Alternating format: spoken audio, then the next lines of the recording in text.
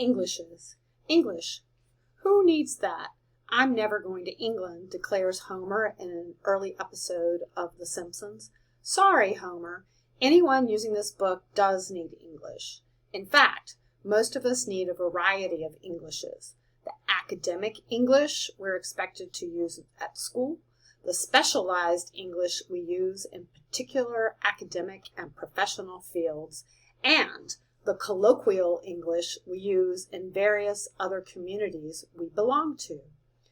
In fact, you probably speak several other Englishes and other languages too in your everyday life, each with its own set of varieties.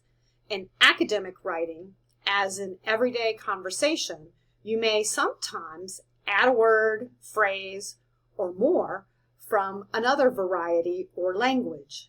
The practices of code switching, shifting from one language or variety to another, and code meshing, weaving together different languages or varieties, can be powerful tools for adding emphasis, connecting with an audience, or illustrating a point. This chapter offers some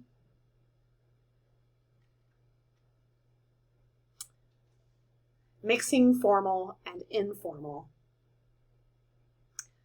Occasionally mixing in an informal element, a playful image, an unexpected bit of slang can enliven formal writing. For example, in a book about the alimentary canal, science writer Mary Roach gives detailed, well-researched descriptions of all aspects of digestion, including the anatomy of the digestive system. Although her topic is serious, she stirs in some irreverent metaphors and surprising comparisons along the way, as this description of the esophagus shows. The esophagus is a thin, pink, stretchable membrane, a biological bubble gum. Mary Roach, Gulp, Adventures of the Alimentary Canal. Such everyday imagery makes a potentially dry subject come to life.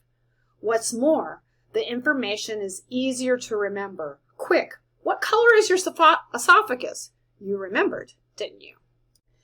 English across the fields. If you've ever listened in on a group of nurses, software engineers, lawyers, or taxi drivers, you probably heard words you didn't understand, jokes you didn't think were funny.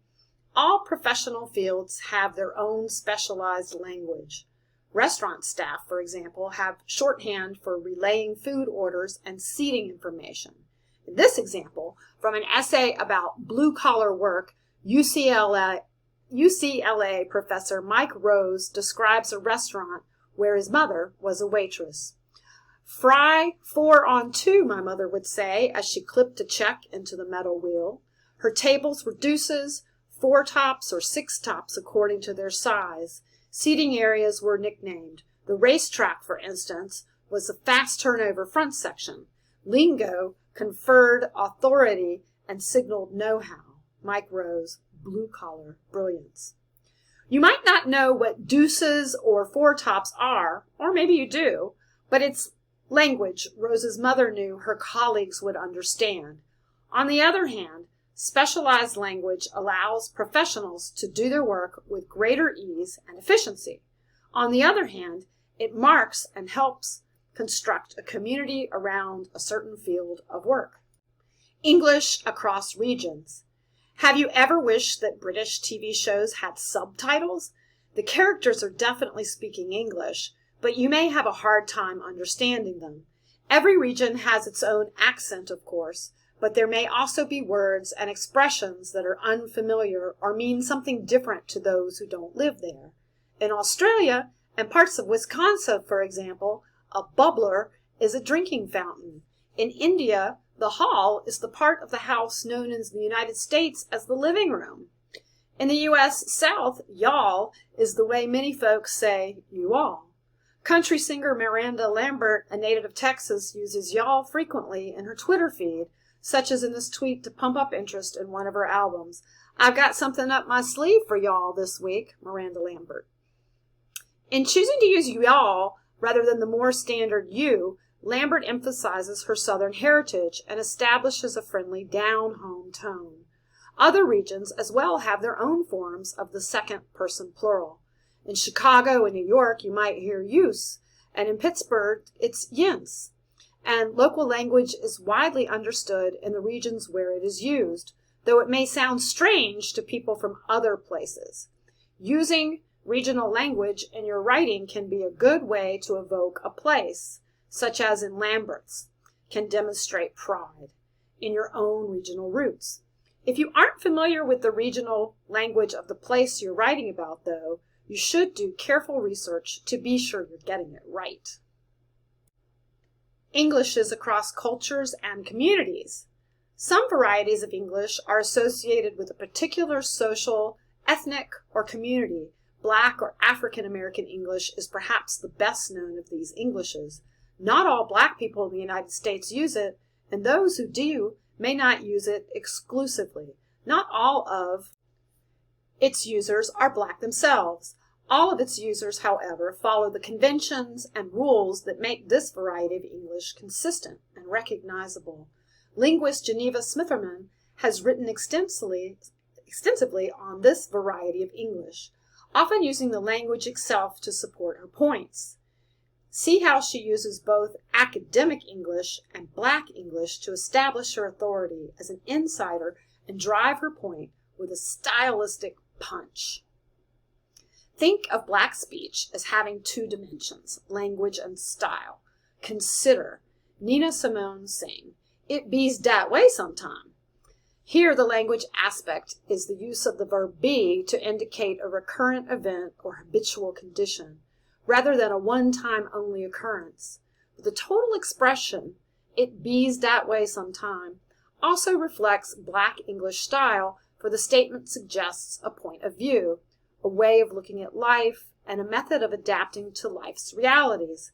To live by the philosophy of "it be's dat way sometime" is to come to grips with the changes that life be's putting us through, and to accept the changes and bad times as a constant, ever-present reality. Geneva Smitherman, talking and testifying the language of Black America.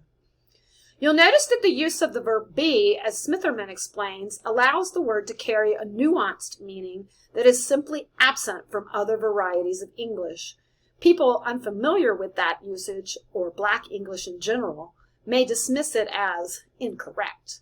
Negative opinions that contribute to the stigma that varieties of English often face. As readers, we would do well to develop flexibility in our judgments about English, a language used by 1.5 billion people all around the world. Many other communities have developed their own Englishes as well. Ethnic communities often use an English that includes words from another language. Men and women often speak differently, as Deborah Tannen and other linguists have shown. Even young people use an English that might sound very strange coming from a gray-haired elder. The differences can be subtle, but sometimes a single word can make someone sound young or old or Texan, Canadian, and can establish credibility with an audience. See how a simple FOMO in the headline of a Bloomberg news article about the stock market investing signals a youth-oriented appeal. Bloomberg News is a news agency dedicated to business and financial information, an area more traditionally associated with persons of middle age and both. FOMO grows as investors scurry to catch stock market boom. Bloomberg. FOMO, an acronym for fear of missing out, is likely very familiar to Twitter and Instagram users. The term began to appear on social media in 2004, making it a recent addition to the language. Bloomberg, a relatively new medium company that prides itself on a culture of disruption, made a strategic move by putting FOMO in the headline, an article on investment strategies. The acronym is sure to grab some eyeballs of a prized demographic, young investors.